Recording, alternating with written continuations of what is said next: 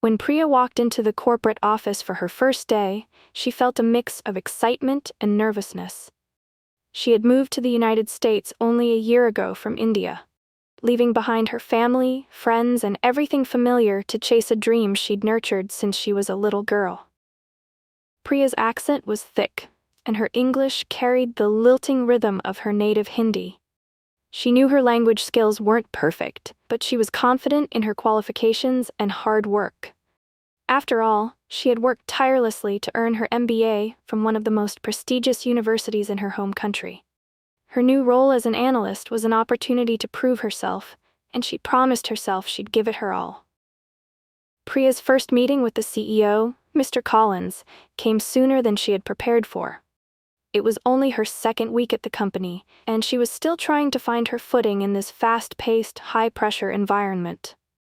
The email assigning her to present her team's findings on an important project had arrived late the previous evening. She had barely slept, poring over the slides to ensure every detail was perfect. The conference room was intimidating. Its floor-to-ceiling windows overlooked the bustling city below, and the long, polished table gleamed under the harsh fluorescent lights. Executives in crisp suits filled the room, their conversations humming with energy as Priya entered. Then there was Mr. Collins. He stood at the head of the table, tall and imposing, his salt and pepper hair slicked back, his tailored suit fitting like it was made just for him.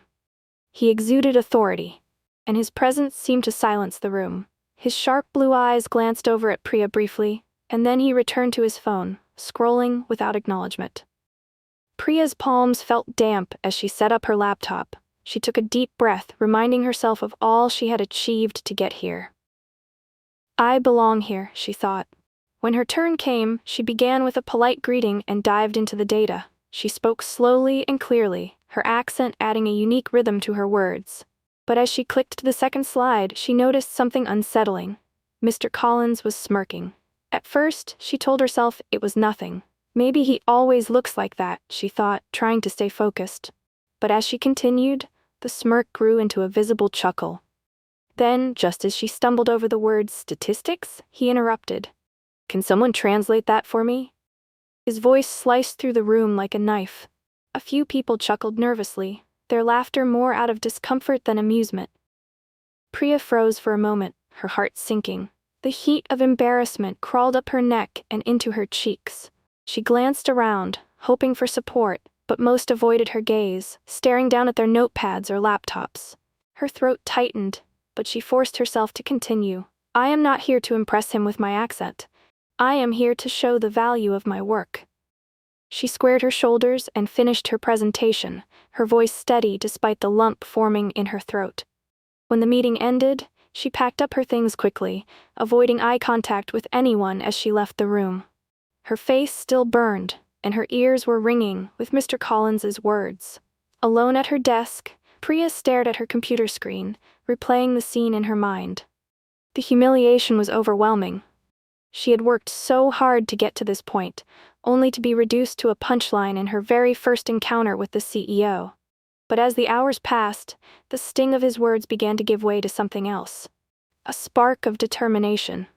If they think I don't belong here, I'll show them just how wrong they are. She straightened her back and opened her laptop, ready to pour herself into her work. She wouldn't let Mr. Collins, or anyone else, define her worth. Over the weeks, Priya began to notice a troubling pattern in her interactions with Mr. Collins. It wasn't just the one-off comment during her first meeting. His behavior toward her had become a regular occurrence. In meetings, he'd roll his eyes when she spoke, sometimes even muttering under his breath, mocking her accent just loud enough for a few people nearby to catch it. It wasn't blatant enough to call out directly, but it was clear what he was doing. Priya felt the tension in the room each time it happened, the way conversations would awkwardly pause or how some people would shift uncomfortably in their chairs. But no one said anything. Some colleagues, particularly those in more junior roles, seemed to avoid Priya entirely. She couldn't blame them. Speaking up against the CEO could jeopardize their own careers. Others, like her manager, Mr. Daniels, treated her with unwavering respect and kindness. Mr. Daniels was an older man with graying hair and a calm demeanor. He'd been with the company for years and had a reputation for fairness and integrity. One afternoon, after a particularly difficult meeting where Mr. Collins had mimicked Priya's pronunciation of algorithm, Mr. Daniels found her in the break room. "Priya," he said gently, setting his coffee mug on the counter. "I know it's not easy dealing with someone like Collins, but I want you to know that your work doesn't go unnoticed. You're one of the smartest people here, and your results speak for themselves." His words were sincere, but Priya couldn't hold back the frustration that had been building inside her. "It's not just about the work, Mr. Daniels," she said, her voice trembling. "Every time he mocks me, it feels like he's telling me I don't belong here. And when no one says anything, it's like they agree with him." Mr. Daniels sighed and leaned against the counter. "I understand, I've seen it, and it's wrong, but you have something he doesn't: grit. People like Collins thrive on intimidation because they're afraid of losing their power. The best way to deal with someone like him is to prove him wrong, not with words, but with action." Priya nodded, though the ache in her chest didn't fully ease. She wanted to believe Mr. Daniels, but the daily microaggressions were wearing her down. Later that evening, as she worked late in the office, she replayed Mr. Daniels's words in her mind. "Prove him wrong with your results." She looked at the stack of reports on her desk, her fingers tightening around her pen. She decided then and there that she would turn her pain into purpose. If Mr. Collins thought her accent defined her, she would show him that her results were louder than any words he could mock. If he wanted to underestimate her, she'd use that as her advantage. From that day forward, Priya threw herself into her work with renewed focus. She stayed late, analyzed every detail, and triple-checked her calculations. Her presentations were flawless, backed by data so compelling even Mr. Collins couldn't deny their value. The whispers in the office began to change. Colleagues who once hesitated to speak to her started approaching her for advice. Her ideas were becoming the foundation for some of the company's most successful projects, and even the higher-ups were starting to notice. Still, Mr. Collins's behavior persisted, but it no longer cut as deeply. Each insult he hurled her way became another brick in the wall of her resolve. She wasn't just surviving, she was thriving.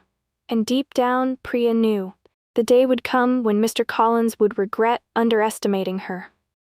Months turned into a year, and Priya's life became a whirlwind of long hours, late nights, and relentless dedication. She poured herself into her work, often staying in the office long after the cleaning staff had come and gone. Her desk became a testament to her efforts, a controlled chaos of files, reports, and sticky notes with reminders scribbled in her neat handwriting. Her diligence didn't go unnoticed. Projects she spearheaded began driving significant results for the company. Sales figures rose, client satisfaction improved, and innovative strategies she proposed were yielding real benefits. Team members who once hesitated to approach her now sought her out for guidance, recognizing her knack for solving complex problems with clarity and precision. But as Priya's star rose, the shadow cast by Mr. Collins's leadership grew darker. Employees whispered in hushed tones about his inability to adapt to the modern business landscape. His outdated strategies were alienating clients, and his abrasive management style was driving talented individuals to leave the company. One afternoon, Priya overheard two senior executives talking in the hallway outside her office. "Collins is becoming a liability," one said. "We're losing people we can't afford to lose because of him." "I know," the other replied. "The board's been talking about restructuring. I wouldn't be surprised if he's out by the end of the quarter." Priya didn't react outwardly, but her mind raced. She didn't relish the thought of anyone losing their position, but she couldn't deny that a change in leadership might be exactly what the company needed. Then, one morning, an email from the board of directors landed in everyone's inbox. It announced a special all-hands meeting to discuss a major restructuring of the company. The buzz in the office was palpable, with rumors flying about what the changes might entail. By the time the meeting arrived, tension filled the packed conference room. Everyone sat in silence, waiting for the board chair to speak. Priya's heart pounded as she glanced at Mr. Collins, who sat at the head of the table, his expression unreadable. When the chair finally began speaking, the words hung in the air like thunderclouds. After careful consideration, the board has decided that it's time for new leadership. Effective immediately, Mr. Collins will be stepping down as CEO. Gasps rippled through the room. Priya's hands clenched tightly in her lap as the chair continued. It is my honor to announce that the new CEO of this company will be Priya Sharma. The room erupted into whispers, a mix of shock and applause. Priya's breath caught in her throat. She glanced at Mr. Collins, who looked completely blindsided, his face pale and his lips pressed into a thin line. For the first time, his usual confidence had been replaced by something else. Shame. As Priya rose from her chair, all eyes turned to her. She smoothed her blazer, her heart pounding so loudly she could barely hear the applause. This was the moment she had worked so hard for, yet it felt surreal. Walking to the front of the room, she felt the weight of every challenge she had faced since joining the company. Each late night, every mocking comment, every doubt that had been cast on her, it had all led to this moment. She approached the podium and turned to face the room. The applause quieted, and the room fell silent. Her eyes briefly met Mr. Collins's, and for the first time she saw something that almost looked like regret in his expression.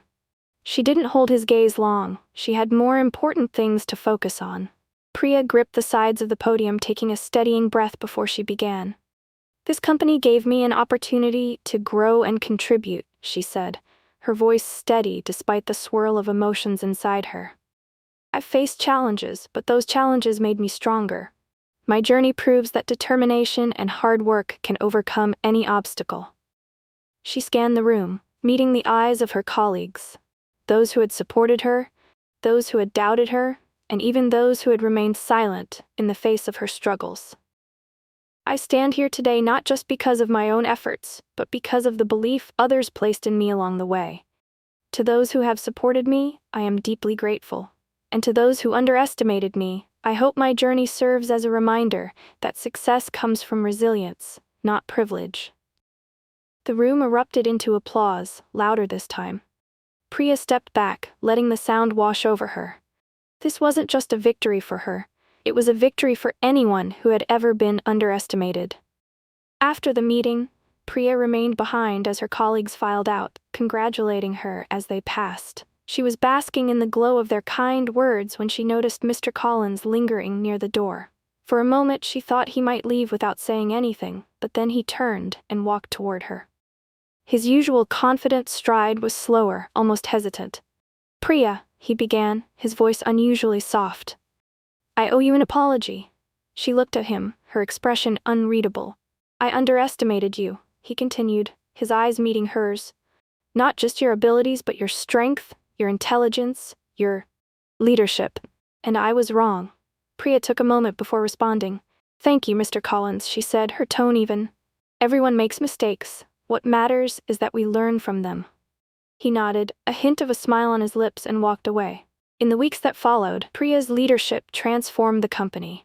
She introduced policies that prioritized innovation, inclusivity, and employee well-being. Under her guidance, the company not only flourished financially but became a place where people wanted to work. A stark contrast to the environment under Mr. Collins. Priya's journey was a testament to the power of resilience and humility. She led not by wielding authority, but by empowering those around her. And as she looked out over the city from her new office, the same office where Mr. Collins had once doubted her, she knew she had proven that success isn't just about rising to the top. It's about lifting others along the way. Thank you so much for watching this story.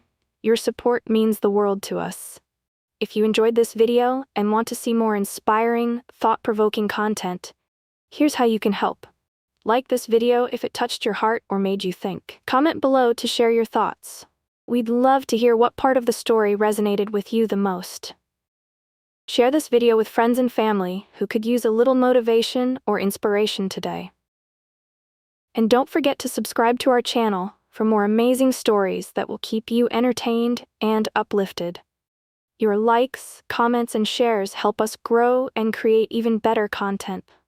Thank you for being a part of our journey.